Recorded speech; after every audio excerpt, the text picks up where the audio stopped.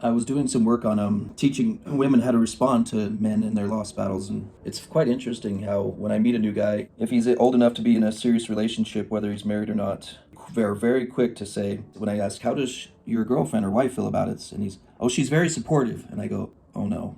So what very supportive means, and it's usually pre-married, and it's usually a girl who isn't asking very many questions and has the misunderstanding that it's going to go away, especially after she takes on the duties of a new bride and wife, then everything will be fine. So she's supportive. Unfortunately, the Dr. Jekyll, Mr. Hyde experience of having an addiction is the frontal lobe and the spirit say, oh, her support makes me want to be a better man. The addict part of the brain says, good, now I can get away with murder because she won't leave me even if I lose battles. So the animal brain even tests it with a little help from Satan, arranges for a lost battle, tells the girl, and she doesn't take a stand. She's all, I'm being supportive because someone said you're supposed to be supportive. And I think it's really important to be supportive if you're not the spouse. It's very important because what happens is there's this implied, we have a term in the Worth group and Minimoroni called hit by a truck. When you're a woman, a wife going through this stuff, there's an assumption that there's no impact on you. And if there is an impact on you, many women feel guilty because they say it's not supposed to impact you. So now you've been hit by a truck, you're laying in a ditch, and people are asking questions. Why are you just laying there? Why don't you get up and help this man learn how to drive his truck better? Why are you just whining about this when it has nothing to do with you? And so it's not uncommon for me to meet a woman who is, what she's asking me to do is help her to realize this has nothing to do with you. We can help you not personalize it, but in doing that, we usually help you not jog on the side of the street where he's driving a truck. So if he's not doing his work to become a safe person to live with, we want you to be in a place of safety. Sure, I don't mind supporting you learning how to drive, but don't ask me to stand on the road while you're learning how to drive. Don't ask me to stand near the road while you're learning how to drive. Well, no one else seems to have this reaction. No one else is being asked to be your wife. I'm not in danger if a guy loses a battle. It doesn't hurt me. So I'm not going to have the same response that you are. But the animal brain in a woman says if a man is attracted to another woman in any shape or form, there's a chance he's going to leave you stranded with the lower income that you have now and more children you have here and the unmarriability that you have now. So if a man is observing and being drawn to other women, why did he choose you? Because he was attracted to me. Then why are you afraid he might choose somebody else? Because he's attracted to them. That just makes sense that you would be afraid of that. So then a woman who feels insecure is less sexual. I don't know if anyone's noticed that. Insecurity kind of creates a little bit of a lack of cuteness. Okay. All of a sudden you don't smile as bright. All of a sudden you don't lean in as much. All of a sudden you don't put your head on his shoulder. You don't rub on his arm and his back. And you're like, why aren't you being so affectionate? Because I'm scared? How about you just get over that? Because mathematically there's no reason for me not to be scared. There's no proof anything's going to be any different. So what I see in marriages is the girl tries to be supportive for a while. And by supportive, it usually means, well, he says he needs sex more often, so then I try to be supportive that way.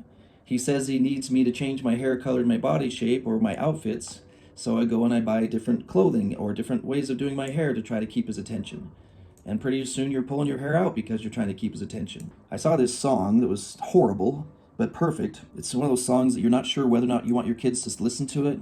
I saw the music video for it. I think it's called Paper Dolls, and it's about this girl who goes through the evolution of turning into a paper doll to try to please the guy, just to look out the window and seeing him with another woman, which is exactly what happened to the last woman, because when she showed up, there was a paper doll woman in the window looking down at her, talking to the guy, and he complains about how much of a paper doll she is. She's nobody. There's no substance to her. There's no real person there. She's gone through all this plastic surgery, and boy, they really, in the music video, they really exaggerated it all, so she just looked like someone who'd had 10 plastic surgeries that went wrong, and she's trying to smile in the middle of it, of these Botox lips and stuff like that, and now he's off to another woman. If a man doesn't understand what's happening inside of his brain so that he learns how to govern it, if he even slightly implies, because going to a woman for support is also of going to her to help have her fix it.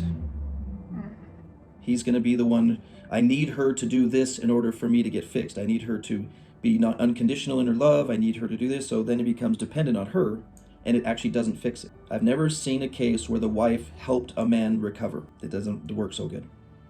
He has to recover in spite of her, not because of her. Now, I'm fine if he recovers because he wants to prove to her that he's a man who's solid. My preference is to meet couples when they're separated already, because then the guy can decide if he wants to do the work it takes to get his wife back, and she's safe in the meantime, except for when she puts herself in a vulnerable position again, because I don't know what's up with you women. You are so quick to put yourself in vulnerable positions. Hey, if I stand in the middle of the road and wave to you, will you not run me over? That's the seed of miracles. We can't get miracles if you don't take risks. But man, I'm standing on the side of the road flinching all the time every time you women get vulnerable.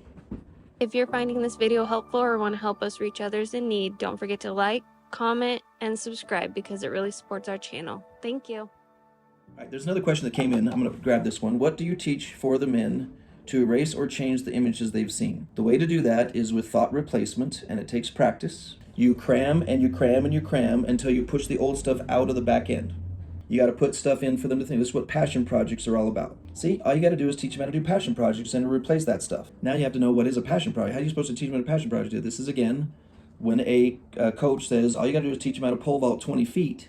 And you're like, how the frick am I supposed to teach him that? It is very hard to teach that. It takes a lot of work to teach that. If they are hoping that sexual self-mastery is just something that takes 5 minutes to acquire, that's silly. There's no way it can be acquired in just a few minutes. Now remember, we are dealing with Satan, and he has no problem with reminding you of what's in your head, but you don't have to have any images. I had one guy, his workaround with finding pornography is he found out that he was a pretty good artist. So he didn't even have to go get pornography, he just drew it himself. How do you get that image out of his head that was never anything he's ever seen before anyway? He used his creative brain with a little help from the dark side. Unfortunately, and this is not very fun, in the same way that how do you get the Lamanites to stop throwing spears at the Nephites? Just randomly walking through the neighborhood, chucking the spears at them, trying to hit one just for fun. We live in a world where demons and Satan, according to President Nilsson, they're relentless.